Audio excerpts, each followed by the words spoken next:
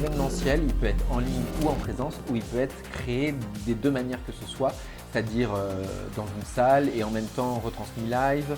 Il peut y avoir plein de choses à imaginer à ce niveau-là.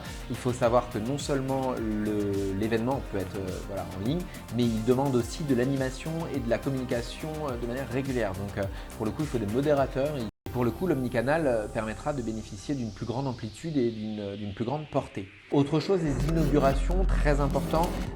Les inaugurations, on va en faire quand on a un point de vente ou un lieu spécifique et évidemment qu'on va le faire de manière classique, en présentiel, mais également via le relais des réseaux sociaux. Donc pour le coup, que ce soit pour les invitations, mais même pour les lives ou les moments où vous allez animer ces inaugurations, c'est vraiment très important de pouvoir travailler ça au mieux.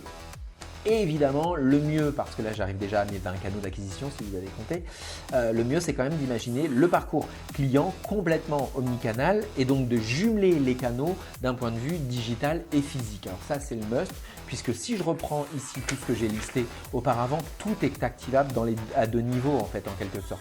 C'est-à-dire que vous pouvez proposer de créer une communauté en ligne digitale et de vous rencontrer parfois dans le réseautage. L'inverse est aussi possible. Vous rencontrer sur un salon et proposer de maintenir la relation dans justement cette communauté créée, mais même encore, la personne que vous aurez rencontrée sur le salon, vous pouvez lui proposer de faire un lien d'affichage entre vous deux sous forme de netlinking entre vos deux sites. Enfin, tout est activable d'une manière générale aujourd'hui en omnicanal, ce qu'on va appeler le phygital, et il ne faut pas hésiter justement à le travailler parce qu'on est en 2024 et donc tout change sans arrêt et le maximum de points de contact qui vont être justement spécifiques et qui vont vraiment permettre à votre utilisateur de vous trouver en bout du compte sera le mieux pour espérer avoir de la conversion en bas de funnel. Voilà, ça fait beaucoup. Je m'imagine bien que ça vous paraît peut-être difficilement activable.